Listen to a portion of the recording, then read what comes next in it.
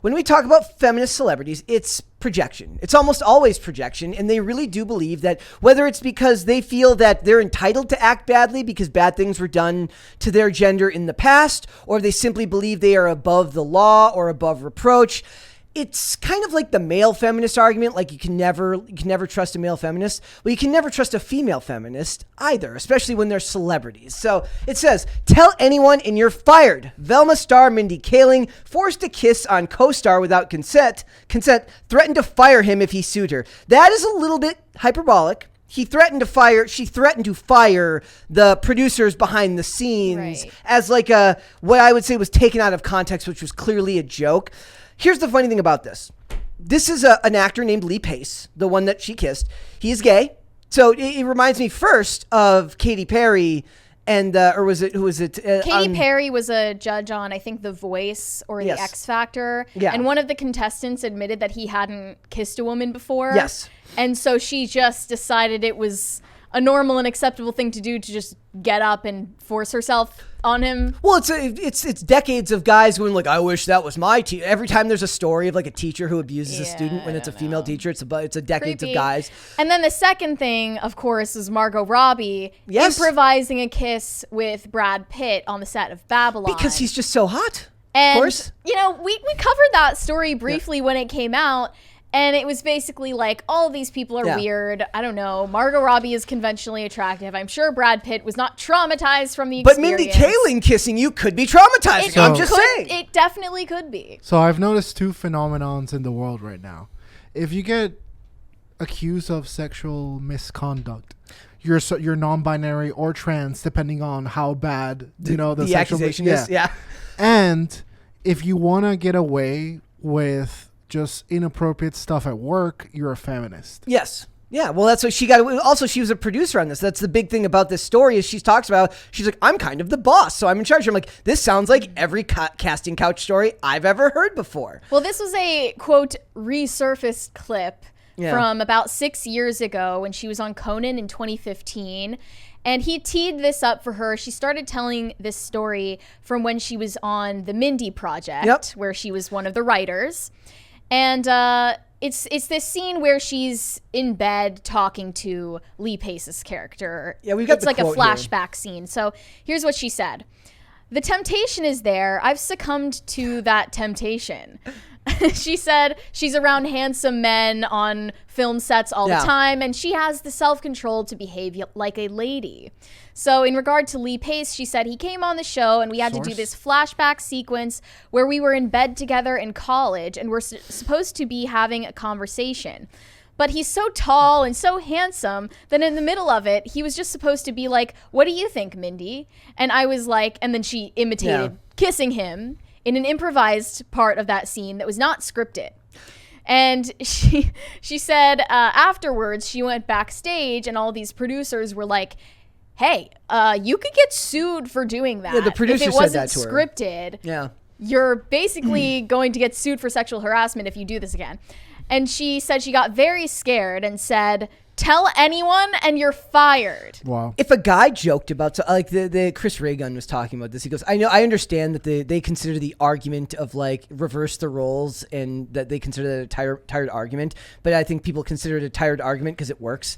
You could not reverse the roles on this. Every argument that's fair is that you can't use it. Yeah. Here's the other thing that's really funny. This could be just a case of, I still remember this random piece of IMDb trivia from like 5 years ago where apparently on the set of Miss Pettigrew Lives, Lee Pace was starring in that movie with Amy Adams, and Amy Adams said at one point he was off screen, like off camera, like in full costume, and he was in like a suit, he was in like a tux, and she said she had to have him leave the set because he was so dashing and handsome that she couldn't concentrate on doing her lines.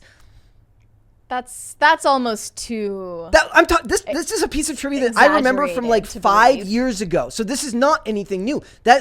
So this is not something completely out of the realm of possibility. The other thing is that the actor is gay, and so this might be way more abhorrent to him than it would be to someone who is straight. I don't know. I think all of these people are in an insulated culture of former theater nerds and obviously, if Lee Pace had a problem with it, he would have an opportunity to say that right now. He hasn't said anything. So if we want to measure what consequences going to be, we got to go back to the oppression tier list. Yeah, you have to check the... So white gay guy versus minority woman. What's and more? she's bisexual, so See that gives her And a an feminist. upper hand. She's also a and, feminist. and a feminist. I'm assuming Okay, he's a so feminist too if he's gay. I think this No, allows not us to peer into Mindy Kaling's terrifying psyche. Yeah. I think she's just based on how she writes Sex Lives of College Girls, how she writes Velma as well, Yep. where Velma is the center of attention and affection for literally everyone, despite being a horrible person and visually repulsive. Can I? She just has this psychosexual obsession with white men. And people have called her out for this from all parts of the spectrum. People have called her out because women of color in shows that she writes and produces are never in any romantic relationships with like people other than white men. It's because she self-inserts so frequently that this is all she shows in her content. Like the Mindy Project is just the prequel to Velma. It's like AOC and Ilhan Omar. Hate white men in their politics, all date white men. It's an all too common story, And I would say it's an exaggeration to call this quote Weinstein level. No, I agree. But I mean, I do think that someone who can't play by the rules of their own game, that would immediately dogpile on someone for something similar or lesser that they were accused of doing, I absolutely think she should be called out for this. Yep. And she should be expected to respond and apologize and grovel, and no apology should be good enough. It will never matter. That's how you win. Just play by their rules and they will instantly collapse. No, Not really. It won't matter because they don't care. They have no morals. They have no sense of actual decency. So it's striking how casual she is about it. It's the same reason why Defiant L's doesn't actually do any good, because if you post stuff like that, you post a bunch of people being hypocritical, but these are the people that believe that there is no truth but power. They don't actually care that they're breaking the rules. They care that you're breaking the rules that they set for you. Yeah, hypocrisy, being called a hypocrite doesn't really matter. Doesn't affect if you don't value being truthful with your word. Also, it just gets drowned out in 50 or 100 new articles, none of which will cover any of this. And they're in nonsense land when words don't mean anything anyway. Yeah, they've changed the language so much that even between assault and misconduct. Also, remember, guys, that Velma is now the 3rd worst rated show in TV history. So, at least there's some comeuppance. But even then, I don't know if it matters. I don't think this show is ever expected to go past one season. I don't think they want it to. What's the first 2 worst show? I don't have them listed here. I thought it went higher. I'm pretty sure the highest is Miss Marvel. Oh yeah, and then so I don't care about the consensus of ratings on anything. Yeah, but I just think it's funny to watch. The Witcher, Percy Jackson, and now Velma, Scooby-Doo is. They're talking about shows that have been ruined by people that don't know how to respect the original content. Look, she was never going to take any of these claims seriously. She doesn't care. She believes that because she's a feminist and because women have suffered at the hands of men for decades, she's allowed to behave like this, and it's no big deal. Well, good for her. I mean, yeah, it's surprising. If you watch this clip, we can't show it because of copyright reasons. You can see by the tone of her voice and her body language that she is just so her attitude about this and telling this story like it's a joke. She's just so flippant about it because she knows she is beyond reproach. Yeah. And it's only because she has been artificially bolstered by this industry due to, checking off certain boxes. She's a queer woman of color, and she can philosophize about feminism and act holier than thou with no consequences for when she doesn't abide by the rules that she sets for others. She doesn't live up to the standards that she sets for others. It's because they want you to live up to them. They don't believe that they need to. They believe they are part of a protected class. They are part of a chosen few. It's the same logic behind why they dress up like they're in the Hunger Games and get to act like complete morons detached from regular society, while the rest of you need to deal with spiking inflation, high gas prices, and endless other problems that they will never have to live down or deal with, despite the fact that they will advocate for policies that directly damage the middle class.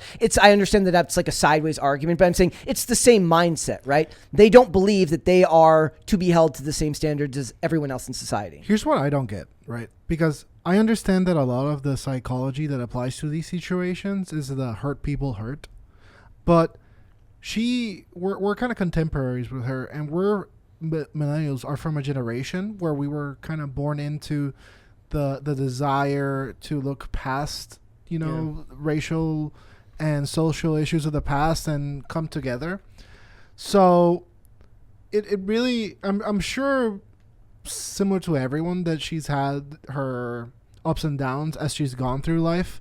But where is this level of hurt, right, where they just absolutely hate and despise the others from them? I don't know if they necessarily do. I think a lot of it is just it's part of it's just trained into them and part of the industry. I think that a lot of celebrities, the celebrity class, just views themselves as a pantheon of like gods or demigods among the rest of humanity, and unfortunately the viewers are often playing into that delusion that they have. Well, yeah, by celebrity idolizing worship. them. Celebrity worship is a huge problem. Like that maybe more than anything that bothers me is the amount of people that oh my God, this person is this. I'm like, you've never met this person. You know nothing about this person. I have certain celebrities that have given me reason to like them, like a Tom Cruise or a Keanu Reeves, but never so much as me. Is it going to be me assuming that I know what they're like in their private lives? I can speak about what they've done for their industries, how they behave in relation to their job, but I'm never going to pretend like that makes them good people, because it doesn't. Mm-hmm. But do you think that, I'm asking you in particular because you're from a younger generation, I don't think that Gen Z has like the celebrity I think every generation celebrity worship is lessened a bit. No, I think it's worse now because of influencers. Yeah, I think that they worship influencers. But I think they're worshiping the hive mind, the cause, the objective. I don't think they're worshiping the person, because they discard the people as soon as they don't serve the greater cause, right? It is kind of interesting that, like, for celebrities, like especially if you're an internet celebrity, the second that you just step away for more than a day, you've evaporated, you don't exist anymore. Like, that is kind of like the downside of like internet celebrity per se. Like, it's a never ending cycle. Like, you can't just stop working. Like, you have to keep continuing to produce content, make material. Otherwise, you just evaporate and you disappear. Mainstream celebrities don't have that problem as much because you're right over there. Get the money. Yeah. Mainstream celebrities don't have to do that as much because they're propped up by the mainstream apparatus. What do you think? As for whether Gen Z idolizes celebrities as much as previous generations, You can start with that framing, but then as overall since the internet era. I think that Stan Twitter is populated by Gen Z. Yeah. And that means Stan Twitter? Stans, like, the group of people Stan. that, I was like, who the hell is Stan? Yeah, idol worship celebrities and girl groups, especially like K-pop. That's populated by Gen Z. But I also think they probably put these celebrities on a pedestal for the exact purpose of toppling them down from those pedestals. They love that even more. To watch the cyclical rise and fall of each one. God, so I think the ones that is pretty messed up. So I think the ones after you guys will just despise them.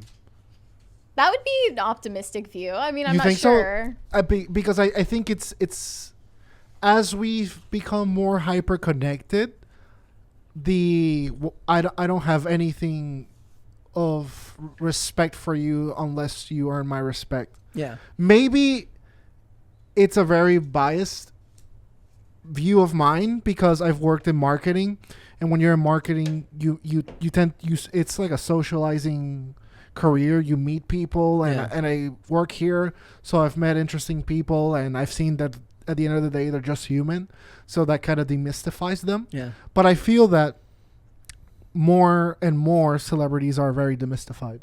Well, yeah, I mean, I think the internet has done that. Like the instant accessibility of these people. Except, but it's kind of the opposite in some respects, right? Like, I don't feel like social media has actually made celebrities better. I think it's made them worse. I think they had more of an air of mystery, and they had a better, and they were better at their job when you didn't know everything about them or have instant access to them all the time. It left things up for you to wonder about, right? It's kind of why I like not following celebrities on social media. Like, I don't really know what's going on with them unless a story like this comes out and it becomes part of the news cycle. I don't want to know, just because I liked an actor in a television show does not mean I want to know what he does in his personal life. I don't need to know that. I think that this story about Mindy Kaling resurfaced because people are obviously understandably angry about Velma and the disaster that it's been. And, it's gaining traction so that we can point out her tendency to self-insert into the project she's involved in. She would have been but great someone like fanfic Mindy writer. Kaling is always going to be bolstered by the industry just machine. because of the friends she knows and the greater Having a unique actors identity. and writers that she's worked alongside. But she's actually very mediocre. But she has power now because she's a producer as well. Yeah, and she knows that she's anti-fragile. Yeah. She knows she can make something as awful as Velma is and get away with it and still have a career afterwards, which is kind of blackpilling. This will come up again in 5 years at some point. It'll be annoying. Thanks for watching. Listen to full episodes of Pop Culture Crisis on Spotify. Keep up with us on social media and make sure you subscribe and ring that bell so you never miss the show. Bye, guys.